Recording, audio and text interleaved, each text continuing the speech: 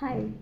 So I wanted to talk about yoga and even the book Power of Habit.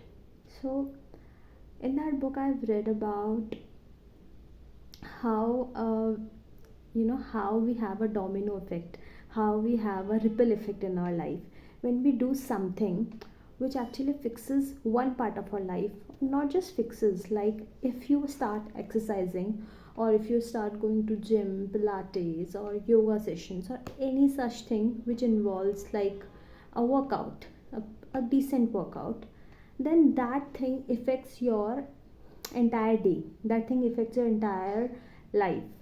So, in Power of Habit, also, the book by Charles Duck has talked about this thing very briefly, that when you start going to gym, um, maybe for a month or two or even for a quarter, nothing happens, nothing major happens, but it affects your life. Like you will be able to complete your homework or your work very automatically. Basically you don't have to put a lot of effort or you don't have to actually wait, so that becomes easy. They are very it impacts a part of your life. And this whole scenario makes me think about small efforts, like how small efforts affect our life. Like most of the time we shouldn't look at our efforts as not only grand efforts, not only efforts which you have put in like for 2 hours or 3 hours. Even an effort for 5 minutes, 15 minutes, 20 minutes changes your life. It affects some part of your life.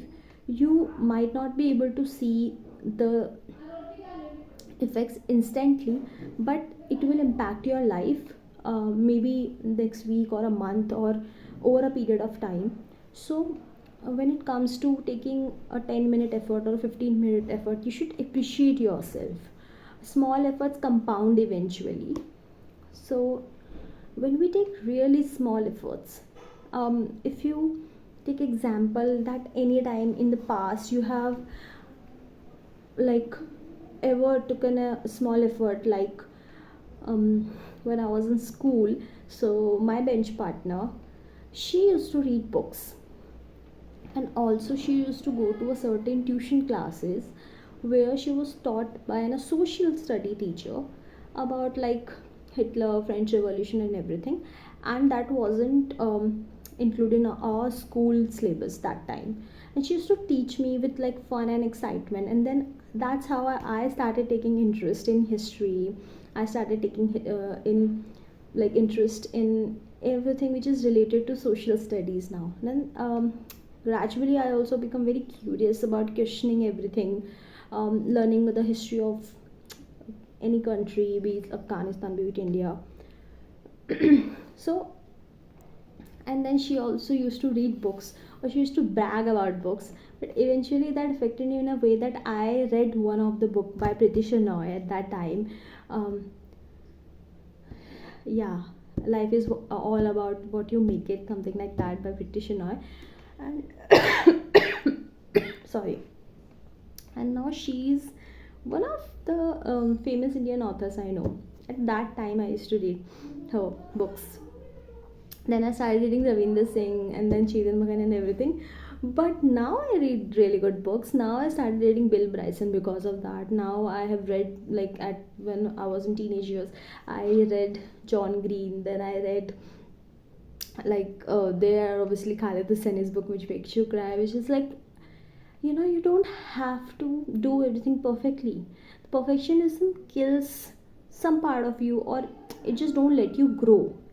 And the same thing goes with guilt also. Like when you sit with any guilt for a very longer period of time, you avoid reflecting upon permanent solutions. So these are certain events in life, in my life, if I observe that, which have occurred. And that's how being grateful also works for us. So I think even taking an effort for 10 minutes, 15 minutes, reading about something, be it psychology, be it like philosophy, be it any topic, be it literature, it impacts your life. It impacts your life gradually. Even when we sometimes think that no, I don't want to study this particular subject, and you study it, even if it's not counting in your exams. I'm not saying just be distracted and pursue it very religiously, don't do that. But if you enjoy something, if there is very immediate rewards, you will repeat that behavior again and again. Be it, even if it had bad repercussions or good, you will do it, anything which involves immediate reward.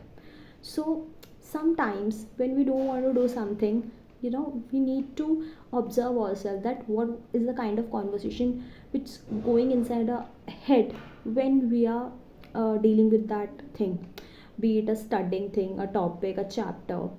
And maybe that's kind of thoughts which are not letting us love the subject. I think that will be another video to talk about. But eventually, the whole summary in if we see our interest and our hobbies, the repetitive behavior comes when we have immediate rewards. So, when you stop appreciating yourself for that 10 or 15-minute efforts, that goes away. You won't wish to take that effort again. So, yeah, you should basically appreciate yourself for 10 or 15 minutes effort. You should take that 5 or 10 or 15 minutes effort, and it might work for you. It has a ripple effect.